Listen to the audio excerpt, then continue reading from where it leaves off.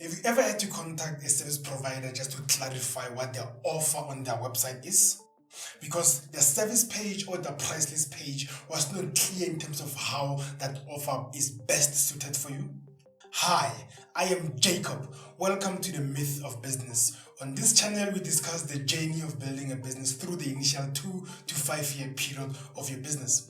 We discuss those back-end systems and procedures that don't seem that urgent, certainly when there's a sale on hand, but are vitally crucial for growing a sustainable business.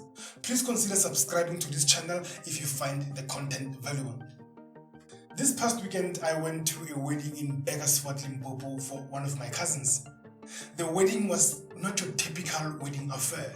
It certainly didn't have on the jazz and bells of what you've come to associate with quote-unquote perfectly organized wedding. They didn't have on an official photographer. There was no music list that was handed to the DJ to say at a specific segment, this is the song that we'd like for you to play. There was no picturesque place that was chosen as the venue for the wedding photo shoot in between the changes. But my cousin and his bride were happy. My cousin and his bride got the wedding that they wanted, got the wedding that they planned for. Isn't that what should matter ultimately? That the end product, the end user, the person who's paying money for something is happy and content with what they've paid for. This got me thinking about the service list or the price list that we have on our website. Because the majority of this price list that we have on our website are designed to simply get the client to contact you for more information. Instead of giving the client enough information upfront for them to make an informed decision to say, indeed, you are the service provider that you want to deal with. You will often hear business gurus say, in order for you to properly run your business, it must be structured a certain way. If you are running a software as a service business like Foodpound ERP, it must be structured the following way. You must measure your revenue using the monthly recurring revenue model. If you are running a consumer business, you must be measured on the number of goods that you sell in a given month. If you are running any other service business, you are measured by in terms of how well you service the client and how efficiently and how many clients you can service in a specific period. But who says you must follow that? Have you ever wondered and asked yourself, why must you follow that standard model, have that certain price list, or have the following product features in your product mix? Have you ever wondered that? I certainly have.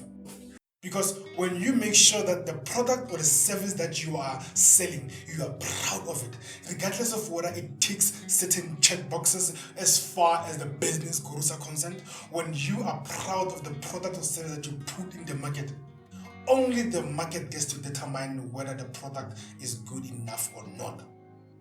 When a customer pays you money for that very same product, that is a very good vote of confidence to say, indeed, your product or service is actually what we are looking for. There are 3 factors when present on your product list or price list that will lead to actually a higher conversion rate of your prospective customers into actually paying customers. One is that you actually have 3 options on the website. You've got the standard option, you've got the premium option, and then you've got the high ultra exclusive option. Most customers will indeed settle for the standard option or the premium option. However, you must also include the high ultra exclusive option on the website for those exclusive customers that shop either on price as prestige or indeed for those outlying customers with requirements and needs that don't necessarily fit into your standard and your premium option. 3 options have been found to be the medium sweet spot range between too few and too many. So you want to limit only to 3 product options. The second factor is that you give your clients a clear call to action. Now, a clear call to action can be, if your product or service can be bought immediately right then and there, give them a card or a register page for them to register to acquire your product or service right then and there. Factor number 3 is your sales copy. Your sales copy needs to not be bloated with unnecessary information and industry jargon. It needs to be precise, it needs to be concise and clear and straight to the point. Your prospective customer needs to read that sales copy and know exactly what you are selling and not selling. Because one customer might buy from you based on a misunderstanding, having read that bloated sales copy, they might just have figured out that no, actually, you are selling what you are not selling. And when they inevitably are disappointed with what you are selling, they might start spreading false news about your business as being incompetent. Whereas in actual fact, it was simply because they misunderstood what you are selling. So you want to aim for a lot of clarity in your sales copy.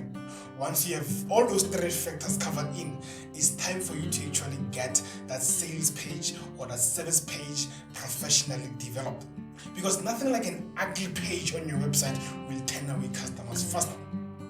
Make sure that your product price list is clear, is concise, and it actually does deliver what it's supposed to do. The service page on your website is your sales agent. It is the one page on your website that almost all visitors will click to go to. So you need to spend enough time crafting it to make sure that it delivers the absolute punch of a sales pitch that you want it to. Next, you want to check out this video right here about figuring out your hourly rate as a business owner.